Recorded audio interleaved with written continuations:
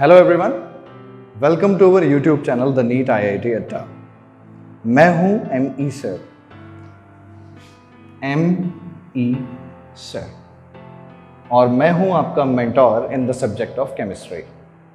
आज का जो हमारा प्राइमरी फोकस है that is on the NEET 2021 exam. और जैसे जैसे ये एग्ज़ाम करीब आ रहा है, सितंबर में ही है, आने ही वाला है बस, और जैसे जैसे ये आ रहा है करीब, लाजमी है कि आपके दिल की धड़कनें भी बढ़ रही होंगी। बस उन्हीं धड़कनों को थोड़ा कंट्रोल करने के पॉइंट ऑफ व्यू से बॉयज़ एंड गर्ल्स मैं आपके लिए लेकर आया हूँ इन 5 क्वेश्चंस का ये सेट, काफ़ी गहन रिसर्च करने के बाद।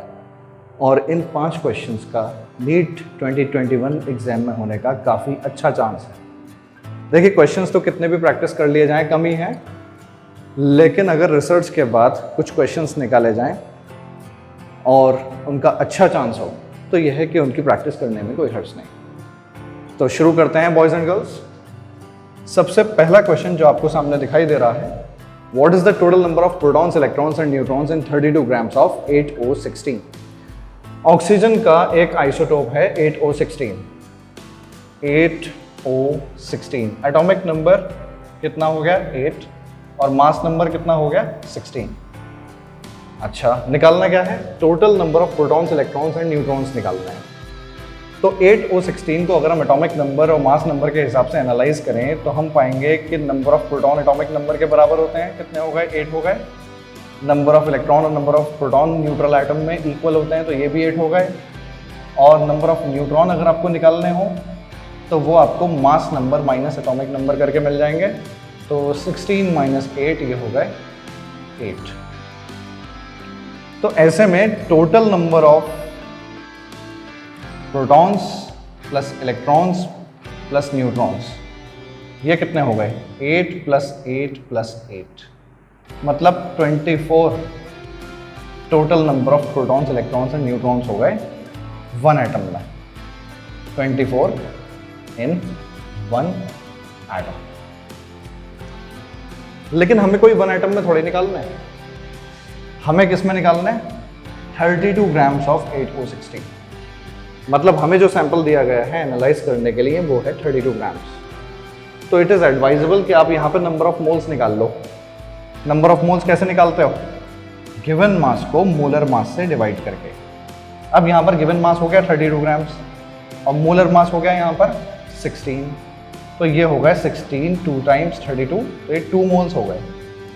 अब 2 मोल्स में नंबर ऑफ एटम्स कितने होंगे, number of atoms in 2 moles ये कितने होंगे।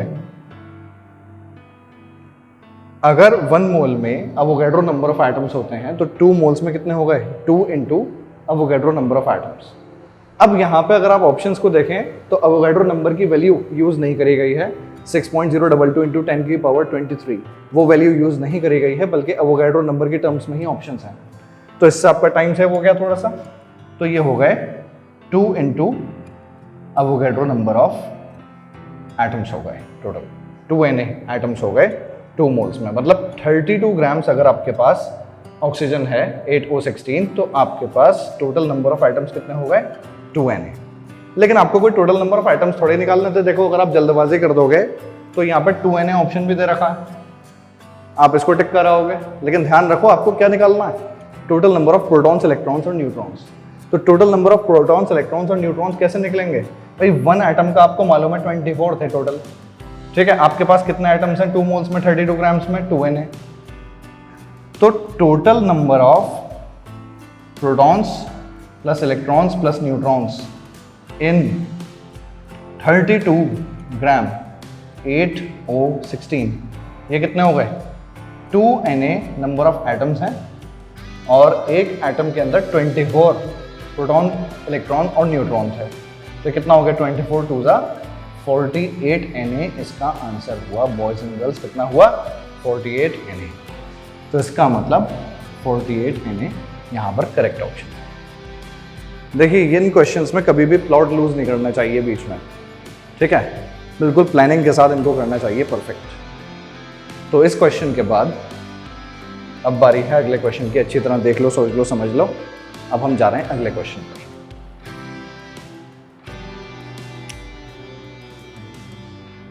अगर आप सेकंड क्वेश्चन को देखो तो सेकंड क्वेश्चन ऐसा लगता है कि जैसे गैसियस स्टेट से है, जिसमें क्या मेंशन है, under similar conditions which gas will diffuse 4 times as quickly as oxygen. मतलब अगर आपने बढ़िया पढ़ाई कर रखी है तो आपको फौरन स्ट्राइक करेगा कि यह question Graham's law of diffusion पर बेस्ड है।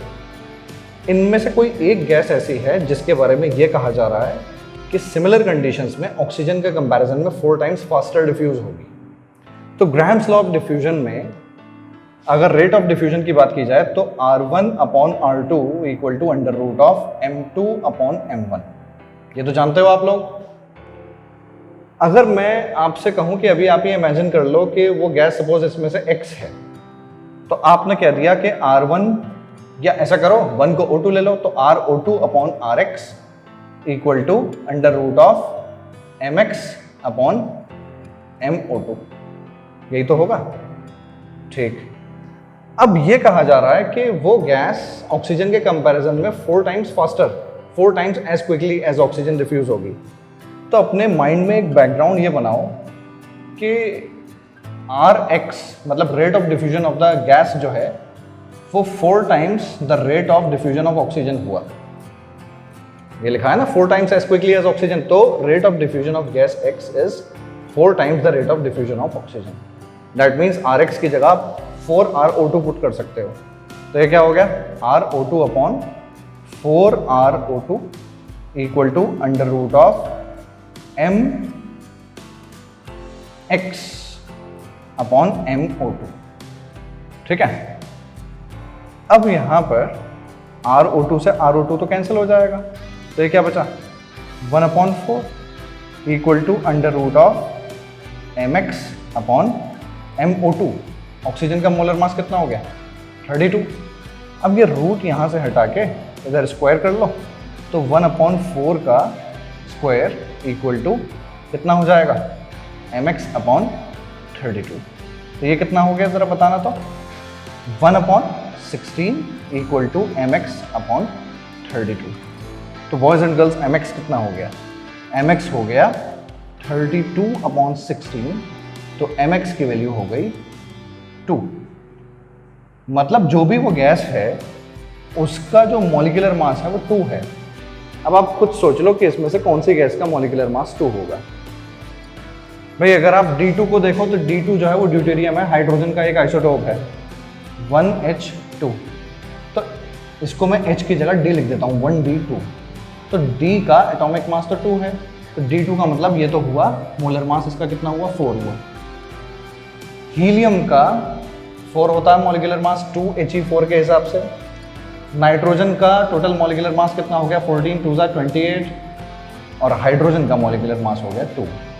और हम जो गैस ढूंढ रहे हैं उसका मॉलिक्यूलर मास कितना होना चाहिए, 2 होना चाहिए। तो इस पॉइंट ऑफ व्यू से boys and girls first option that is hydrogen is the correct option.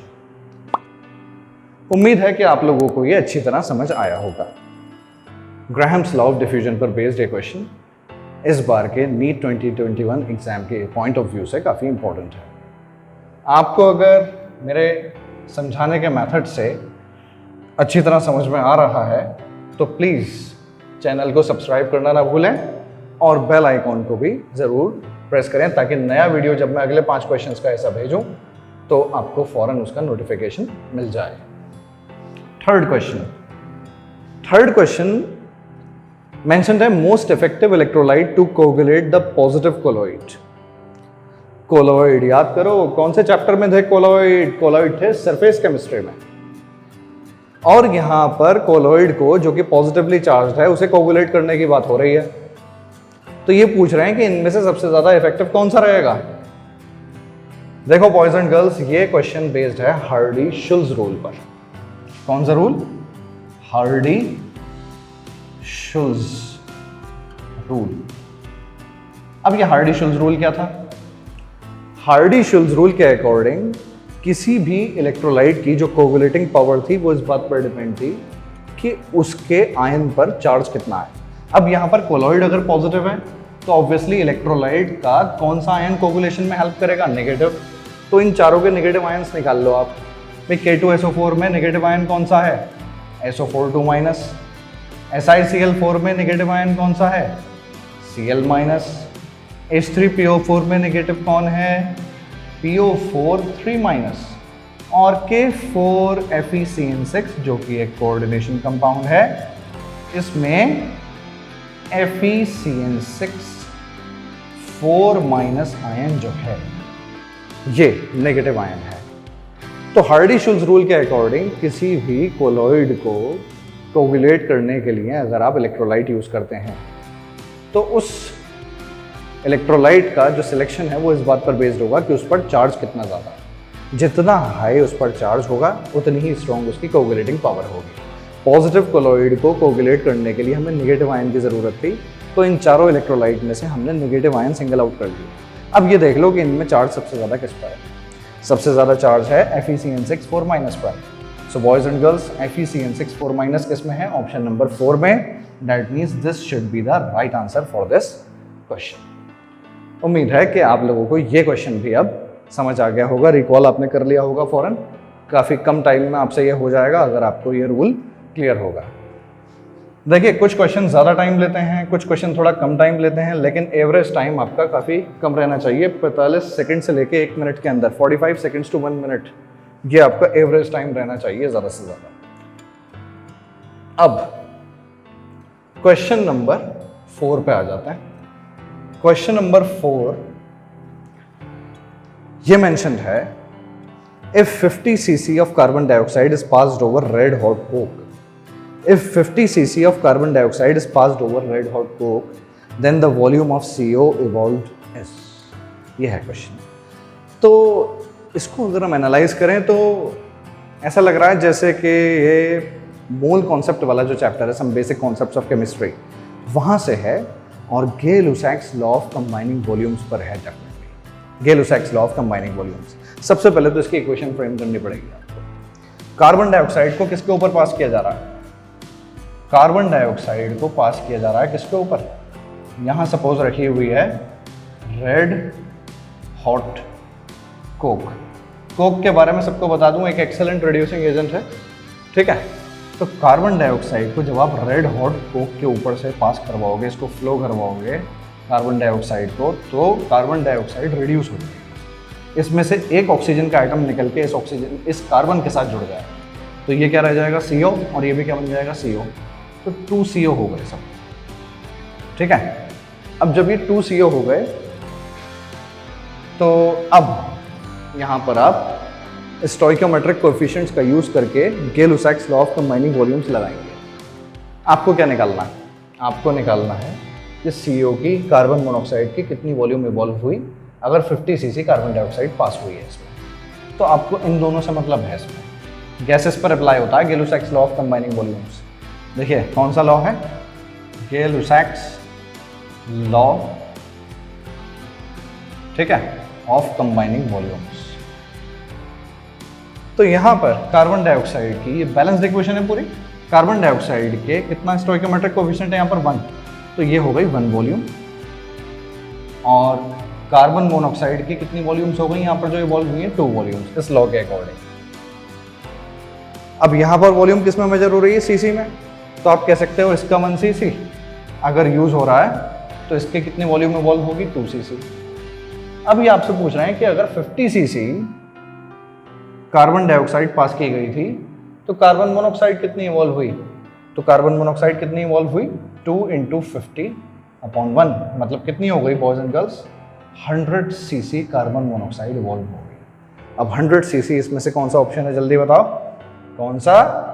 Third option है, थर्ड। तो 100 cc इसमें करेक्ट आंसर हो गया। बिल्कुल सिंपल क्वेश्चन है, लॉ पर बेस्ड। देखिए डिफिकल्ट नहीं है क्वेश्चन। डिफिकल्ट और इजी में बहुत छोटा सा फर्क है बॉयज एंड गर्ल्स, बहुत छोटा सा फर्क है। क्या कि अगर आपको नहीं आता तो डिफिकल्ट है और अगर आपको आता है तो इजी है। आप देखो कितने कम वर्ड्स लिखे हैं मैंने यहाँ पर और आप देख रहे हैं कि ये क्वेश्चन हो गए।